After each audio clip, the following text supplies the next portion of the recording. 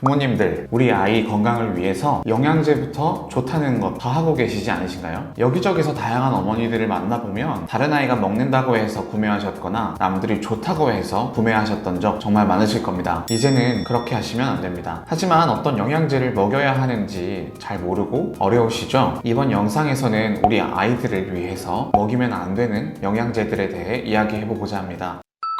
안녕하세요. 부모님들의 어려움과 불편함을 해소해드리는 부모사전입니다. 오늘 다룰 주제는 바로 아이의 건강을 위해 구매하지 말아야 할 영양제입니다.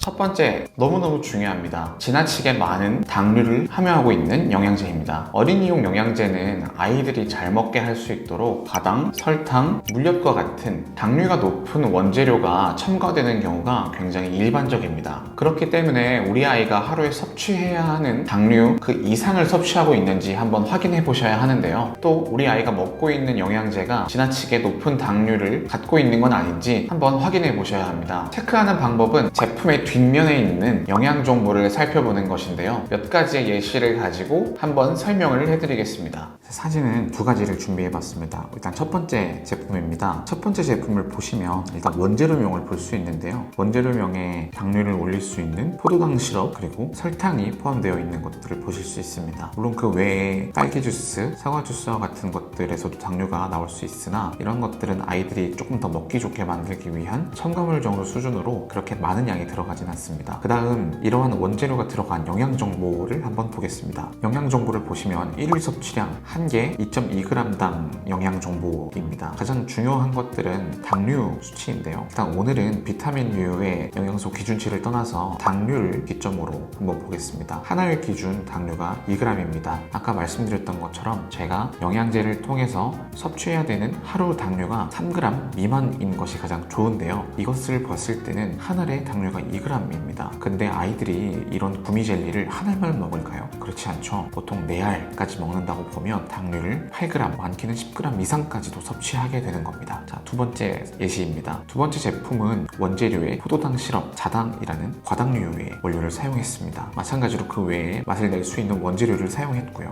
이에 따른 영양 정보 한번 보겠습니다. 이 영양 정보는 일일 섭취량 2알 기준일 때의 영양 정보 수치입니다. 그러면 2알을 먹었을 때 당류가 3g을 섭취할 수 있다라고 한다면 4알을 먹었을 때 당류를 6g 섭취하게 되는 것이죠. 아까 첫 번째에 비해서 소폭 낮은 함량이긴 합니다만 이 또한 하루에 2알만 먹어도 적정량을 초과하는 수치라고 볼 수 있겠습니다. 자, 이처럼 영양 정보 보고 구매하지 않으시면 어떤 문제가 생기는지 조금은 이해하실 수 있을 겁니다. 자, 이처럼 우리 아이 영양제 잘못 고르신다면 아이의 건강을 위해 챙겼던 영양제가 건강이 좋아지는 것이 아니라 오히려 당분만 많이 섭취하게 되는 상품을 먹이고 계실 수도 있습니다. 당류는 일반적으로 2살에서 4살 기준 하루에 20g을 섭취할 것을 권장하고 있고요. 또 4살부터 7살은 30g에서 35g, 7살에서 10살은 약 40g 이하를 섭취할 것을 권장하고 있습니다. 또 가장 중요한 건 영양제와 같은 식품군들에서 하루 섭취해야 하는 양의 10% 이하만을 섭취할 것을 권장하고 있습니다.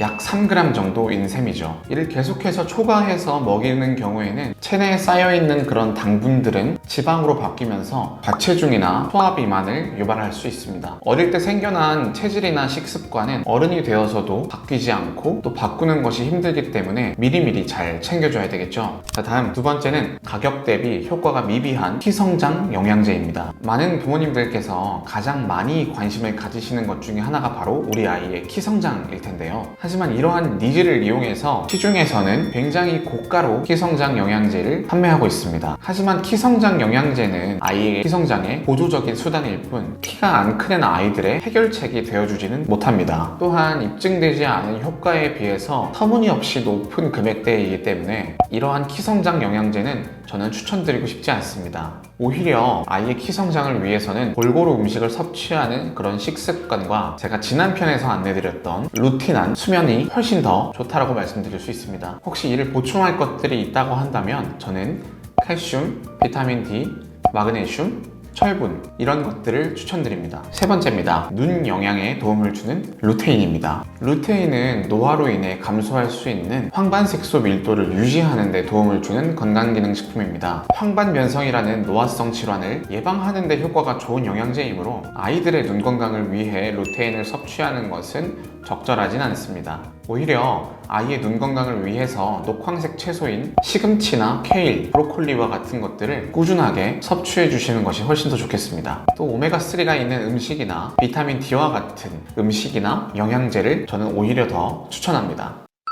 자, 그럼 말씀드린 세 가지에 대한 내용들 한번 정리해 보겠습니다. 우리 아이의 건강을 위해 구매하지 말아야 할 어린이 영양제 세 가지입니다. 첫 번째, 당류의 함량이 너무도 높은 영양제입니다. 두 번째, 가격 대비 효과가 미비한 희성장 영양제입니다. 세 번째, 안구 노화에 도움을 주는 루테인입니다. 이렇게 어린아이에게 구매하지 말아야 할 영양제에 대한 내용을 한번 만들어 봤는데요. 물론 아이들의 건강 관리를 위해서 이러한 영양제나 제품들을 무조건 먹지 말라라고 말씀드리는 것은 아닙니다. 아이들이 피곤해하거나 감기 등과 같이 면역이 떨어져 있는 시기에는 다른 첨가물이 없는 비타민C 100%와 같은 상품들도 권할 수 있겠고요. 또 아이들이 방학처럼 집에서 오랫동안 머물러 있는 시기에는 비타민 D를 단기적으로라도 섭취해주는 것도 좋습니다. 또 이런 정보들을 하나하나 따져가면서 섭취하시기가 힘들다면 기초 면역 관리에 도움이 되는 홍삼 제품을 추천해드리고 합니다. 단 유의해야 할 사항들은 앞에서 말씀드렸던 당류에 대한 수치뿐만 아니라 기본적으로 햇섭과 같은 인증이 있거나 건강기능식품 둘 중에 하나가 꼭 있는 상품을 드시기 바랍니다. 대신 홍삼 같은 경우는 3개월 이상 꾸준히 섭취하셔야 명확한 도움을 받을 수 있기 때문에 단기간이 아닌 꾸준하게 섭취하시기를 바랍니다. 이러한 내용들에 또 궁금한 점이 있으시다면 편하게 댓글로 남겨주세요. 부모님들이 처음이라서 참 서툴고 어렵죠. 사실 아이들 영양제뿐만 아니라 성인인 우리도 어떤 거를 먹어야 몸에 좋을지, 어떤 상품을 선택해야 가장 합리적이고 현명한 판단일지 하기 어려운 때가 참 많은데요. 저는 부모님들께서 이런 어려움이나 애로사항들이 이 채널을 통해 해소됐으면 하는 바람에서 이 부모사전이라는 채널을 시작하게 됐습니다. 이 채널에서 많은 분들에게 좋은 영향력을 미칠 수 있는 그런 채널이 됐으면 좋겠습니다. 앞으로도 많은 응원해주시면 지금보다 더 좋은 영상들 꾸준하게 만들어 볼 수 있도록 하겠습니다. 이 영상이 도움이 되셨다면 구독과 좋아요도 부탁드리겠습니다. 다음 영상에서 또 뵙겠습니다. 부모사전이었습니다.